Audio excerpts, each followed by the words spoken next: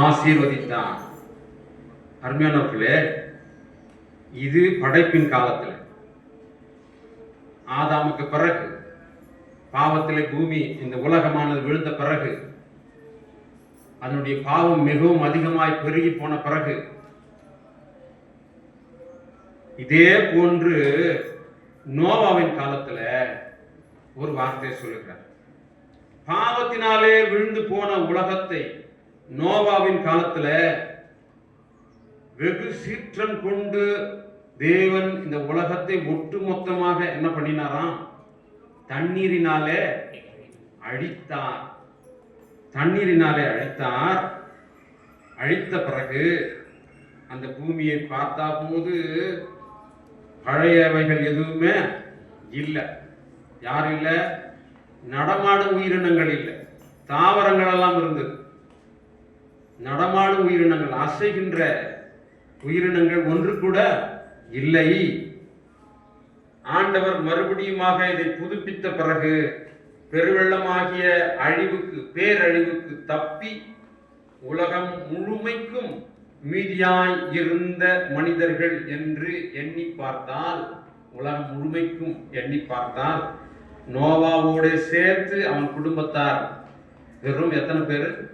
8 பேர். 8 பேர் தான் இருந்தார்கள் உலகம், ஒட்டுமொத்த உலகத்தில்.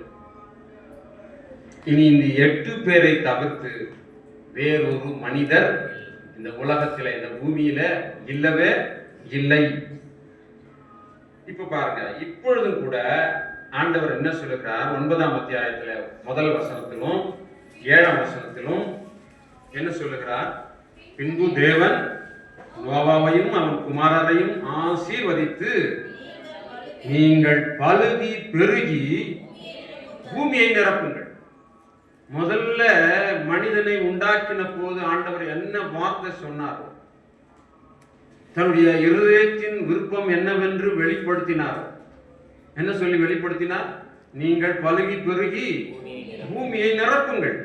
அதே சொல்லை இப்பொழுது வெறும் 8 பேராக மீந்திருக்கிற இந்த குடும்பத்தார் இடத்துல சொல்லுகிறார். நீங்கள் பலுகி பெருகி பூமியை நிரப்புங்கள். 7வது வசனத்தில் அதைத்தான் சொல்லுகிறார். நீங்கள் பலுகி பெருகி பூமியிலே திரளாய் வர்த்தித்து விருத்தியாகுங்கள்.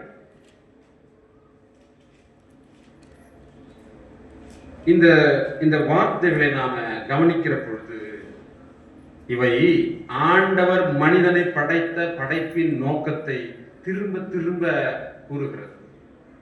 மனிதன் பூமியிலே எங்கும் பரவி அதிலே பலுகி பெருகி பூமியை என்ன பண்ண வேண்டும்? நிரப்ப வேண்டும் என்பதே ஆண்டவருடைய உளம் நிறைந்த ஆசையாக, விருப்பமாக இருக்கிறது.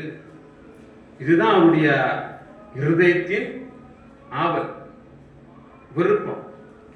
மனுஷன் பலுகி பெருகி பூமி எங்கும் பரப்பி இந்த பூமியை என்ன பண்ண வேண்டும்? நிரப்ப வேண்டும். ஆனா இந்த நோவா வழியிலே வந்த மக்களோ என்றால், ஆதியாகமம் 11ஆம் அதிகாரம் 4வது வசனத்துல தேவனுடைய இந்த திருவுள விருப்பத்துக்கு எதிராக செயல்பட்டார்கள். பின்னும் அவர்கள் கவனிங்களா, ஆண்டவர் என்ன விரும்பினார்? மனுஷனை படைக்கிற பொழுது என்ன ஆசையோட படைத்தார்? இவர்கள் பூமியிலே திரளாய் வர்த்தித்து பலுகி பெருகி இந்த பூமியை நிரப்ப வேண்டும் என்பதற்காகவே அவர்களை படைத்து ஆசீர்வதித்தார். ஆனால் இவங்க என்ன பேசுறாங்க பாருங்க. நாம் பூமியின் மீதெங்கும் என்ன பண்ணக்கூடாது? சிதறி போகக்கூடாது, பரம்பக்கூடாது, பெருகக்கூடாது, இந்த இடத்தை விட்டு நகரக்கூடாது.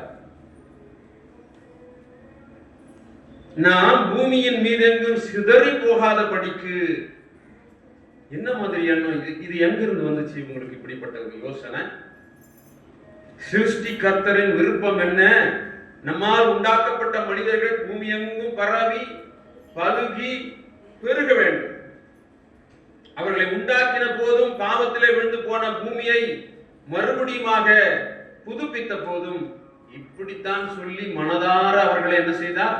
ஆசீர்வதித்தார். ஆனால் இந்த மக்களோ தேவனுடைய படைப்பின் நோக்கத்துக்கு எதிராக நாம் பூமியின் மீது எங்கும் சிதறி போகாதபடிக்கு இங்கேயே ஒரு வானுயர்ந்த கோபுரத்தை கட்டி என்ன பண்ணுவோம்?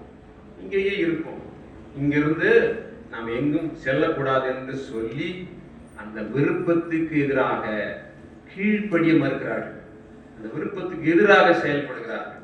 கர்த்தருடைய வார்த்தைக்கு கொஞ்சம் கூட என்ன பண்ண முடியல, அவங்களால இணங்கி செல்ல முடியவில்லை. இங்கே இவருடைய கீழ்ப்படிதல் என்பது எப்படிப்பட்டதா இருக்கிறது?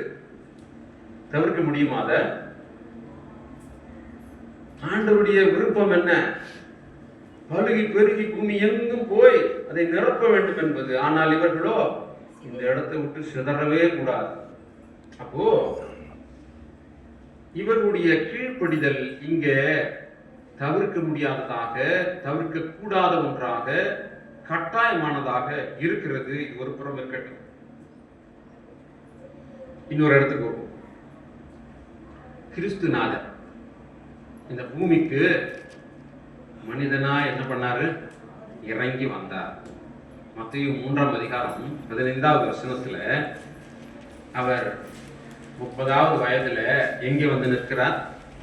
வளர்ந்து 30வது வயதுல முழுக்கு முனிவன் யோவான்